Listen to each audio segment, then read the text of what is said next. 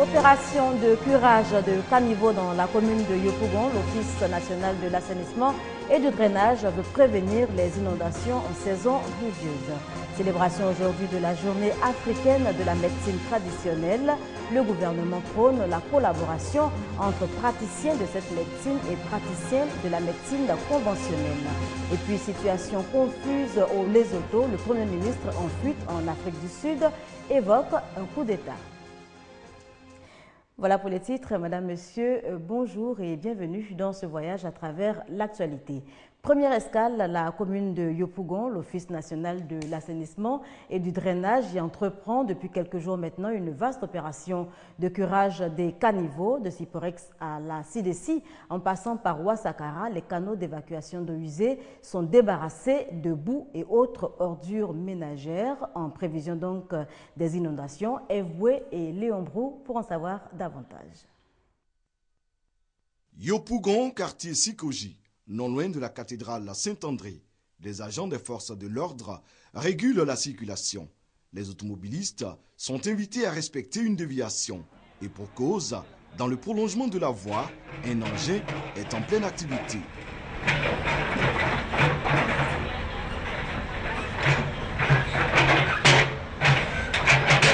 Ces caniveaux servant pour l'évacuation des eaux complètement bouchées depuis des années bénéficient d'une vaste opération de curage.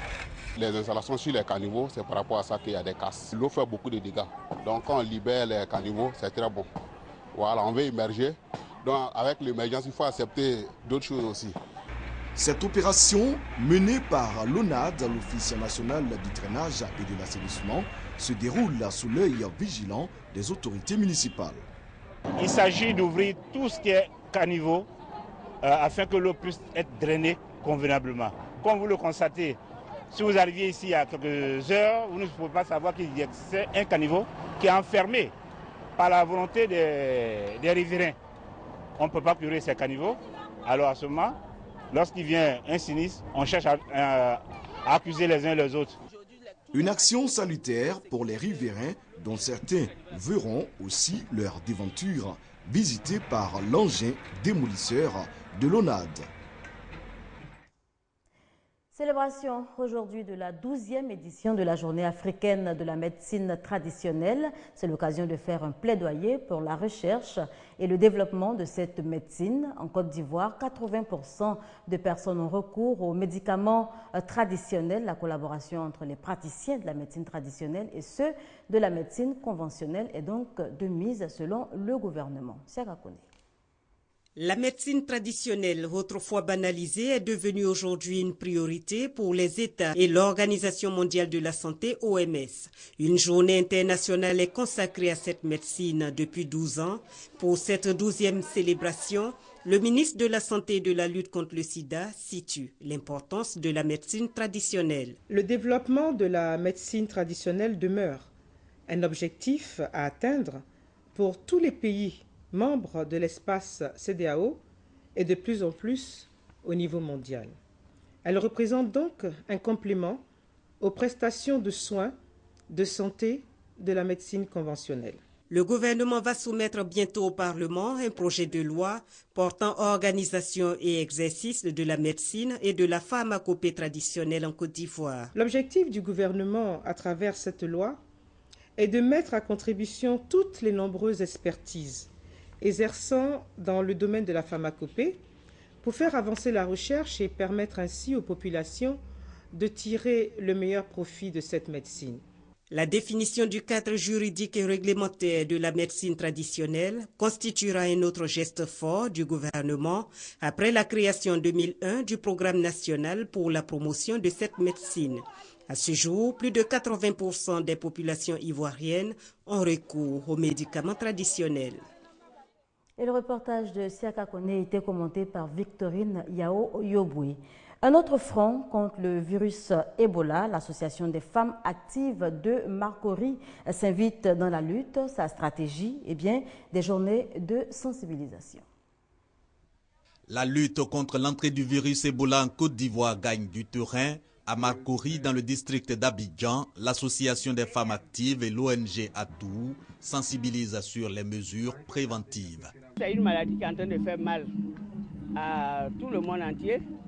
Et vraiment, on a peur pour qu'on soit au courant comment ça se développe et comment on peut éviter. On va organiser les femmes pour pouvoir rentrer dans les cours, pour pouvoir sensibiliser. Sollicité pour entretenir les populations, Dr Sinali Kamagate explique le mode de propagation du virus Ebola. Le virus se transmet par la manipulation d'abord d'un animal contaminé par le contact avec les liquides biologiques, notamment le sang, les excréments, la salive d'un animal contaminé. Et par la suite, une contamination interhumaine par un contact avec les liquides également biologiques d'une personne infectée ou bien d'un corps infecté par le virus à Ebola. Aussi expliquer la technique de lavage des mains, une journée riche en enseignements. Sur l'Ebola, ce que j'ai appris de nouveau, c'est la contamination pendant la période d'incubation. J'ignorais que quand on ne faisait pas la maladie, on pouvait contaminer son prochain ou bien quelqu'un. 50 à 90 sur 100 personnes infectées meurent du virus Ebola selon l'Organisation mondiale de la santé. L'OMS dénombre 28 août dernier 1552 morts pour 3069 cas. Ce nombre, toujours selon l'organisation, pourrait augmenter. Reportage signé Ami Sissoko et Léon Brou. Au Libéria, liesse populaire à West Point, après la levée samedi de la quarantaine imposée à ce quartier précaire de Monrovia, depuis donc le 20 août dernier, West Point doit son salut à sa détermination à lutter contre le virus. Sylvie Touré. Scène de liesse à West Point. Ce quartier de Monrovia célèbre la levée de la quarantaine imposée par les autorités il y a 21 jours pour éviter la propagation du virus Ebola. Ils disent qu'il y avait Ebola dans le quartier de West Point, mais depuis qu'ils ont fermé les routes, on n'a vu personne mourir. Donc, nous pensons que grâce à nos prières, Dieu a pris le contrôle. Pendant 21 jours, nous avons été placés en quarantaine.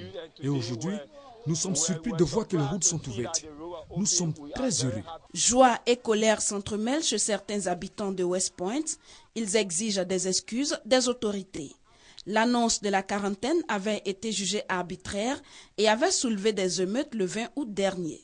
Les affrontements avec les forces de l'ordre avaient fait 1 mort et 4 blessés. Je me suis senti très mal. Le gouvernement doit présenter des excuses aux habitants de West Point. Il doit venir ici et s'excuser. Et s'excuser pour les garçons qui sont morts pendant les manifestations. Nous n'avons pas Ebola. Nous n'avons pas Ebola ici à West Point.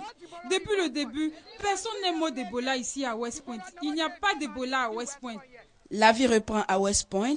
Les habitants de ce bidonville de Monrovia ont montré leur détermination à combattre l'épidémie selon les autorités. Des équipes de suivi et de surveillance des malades, ainsi que des campagnes renforcées de sensibilisation et de vigilance sont initiées. Le Libéria est le pays le plus touché par cette fièvre hémorragique, qui enregistre à ce jour plus de 1500 morts en Afrique. Retour en Côte d'Ivoire, des kits scolaires pour 300 enfants de familles démunies, un don d'une organisation non gouvernementale pour donc faciliter l'accès à l'éducation aux bénéficiaires. Serge Gongomé. Ce sont plus de 300 kits scolaires et des sachets de riz qui ont été distribués aux enfants issus des familles défavorisées du district d'Abidjan. Un geste de l'ONG dénommée Unis pour l'espoir et le développement. Cette organisation non gouvernementale entend ainsi contribuer à la lutte contre la pauvreté et surtout soutenir les parents à quelques semaines de la rentrée scolaire 2014-2015. Les enfants d'eux-mêmes doivent comprendre que l'école est très importante, ils doivent aller d'eux-mêmes étudier. Il y a également aussi le rôle que doivent jouer les parents, c'est-à-dire les envoyer à l'école et non pas les envoyer dans la rue à vendre des objets, même si parfois les conditions de vue sont assez rudes. Nous aurons voulu faire plus, mais nous espérons par la suite avoir suffisamment de moyens pour distribuer davantage de kits, mais aussi construire des structures pour les enfants. Cet acte permettra à plus de 300 enfants de pouvoir reprendre le chemin de l'école cette année. Nous sommes dans les quartiers précaires, mais vraiment nous avons beaucoup de problèmes. Donc vraiment, je tiens à remercier la présidente de l'ONG. Je veux remercier l'ONG pour ce qu'il a fait pour nous. Parce que dans notre famille, nous n'avons pas assez d'argent pour rentrer à l'école, pour aller apprendre à lire et écrire. Une fillette souffrant de cancer des yeux a été présentée aux responsables de l'ONG afin qu'ils apportent leur concours pour sa guérison. D'autres actions en faveur des enfants des familles démunies sont en vue dans les mois à venir, ont promis les responsables de l'ONG Unie pour l'espoir et le développement. Direction d'Abakala, où les femmes de la communauté chrétienne multiplient les actions pour donc consolider la paix retrouvée en Côte d'Ivoire. Kader Sogodougou. La réconciliation, une œuvre chère au président de la République Alassane Ouattara et gage de développement. À Dabakala, 800 femmes issues de l'association des femmes de l'église baptiste évangélique AFEBESI l'ont bien compris. Un rassemblement de 3 jours dénommé le camp du pardon et de la réconciliation les a réunis. Ces femmes ont été sensibilisées sur l'importance de la réconciliation dans la famille, dans l'église et dans le pays. Nous avons mis la réconciliation au cœur de nos activités parce que nous savons qu'aujourd'hui, sans réconciliation, nous ne pouvons rien faire. Nous les femmes, nous voulons nous unir pour travailler. Pour l'épanouissement des femmes, nous avons décidé de nous réconcilier et de pouvoir faire ce travail pour le développement de Dabakala. Les autorités administratives et politiques de Dabakala ont encouragé ces femmes à toujours œuvrer dans l'union pour le développement de leur localité. La FEBESI de Dabakala veut également contribuer à l'autonomisation de la femme rurale diminuée. Ainsi, elle a envisagé la réalisation d'une porcherie et une maison d'accueil pour les élèves avec l'acquisition d'un terrain de 7200 mètres carrés. Le rassemblement pour la réconciliation à Dabakala a été marqué également par une opération coup de balai à l'hôpital général de la ville et un don aux nouvelles mamans. Cela afin de renforcer les liens de fraternité entre les filles et fils de la localité. Situation confuse au royaume du Lesotho. Le Premier ministre est en fuite en Afrique du Sud depuis samedi. Thomas Taban affirme avoir été déposé par la force, toute chose que dément le porte-parole de l'armée. Selon le major Ntele Ntoyi, la descente musclée de l'armée dans les points stratégiques de la police samedi et qui a créé la panique est tout sauf un coup d'État. Il s'agissait plutôt d'une opération lancée pour désarmer la police qui s'apprêtait donc à armer, toujours selon le porte-parole militaire, certains partis. Il n'y a jamais eu et il n'y aura jamais de coup d'État perpétré par l'armée au Lesotho. Ce sont les propos du porte-parole de l'armée que je vous propose d'écouter.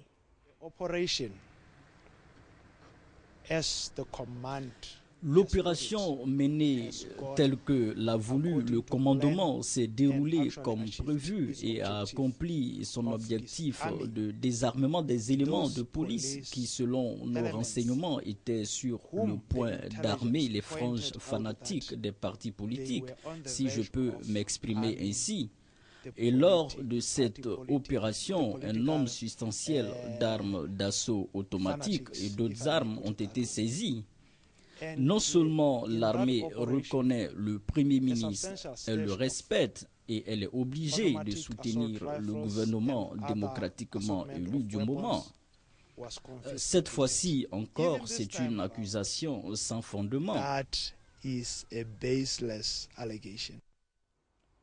Voilà, notez pour être complet sur le sujet que Pretoria s'insurge contre tout changement inconstitutionnel au Lesotho. Et puis, aucune sanction contre la Russie, contre toute attente. L'Union européenne a accordé encore une semaine à la Russie pour stopper l'escalade en Ukraine. C'est ce qui ressort du sommet de l'UE qui a refermé ses portes. Le sommet qui a enregistré en outre 2 nouveaux responsables des institutions européennes, le Premier ministre polonais Donald Tusk comme président du Conseil et l'Italienne Federica Mogherini à la tête de la diplomatie. Et c'est ici qu'on s'arrête pour cette édition. Merci de nous avoir suivis.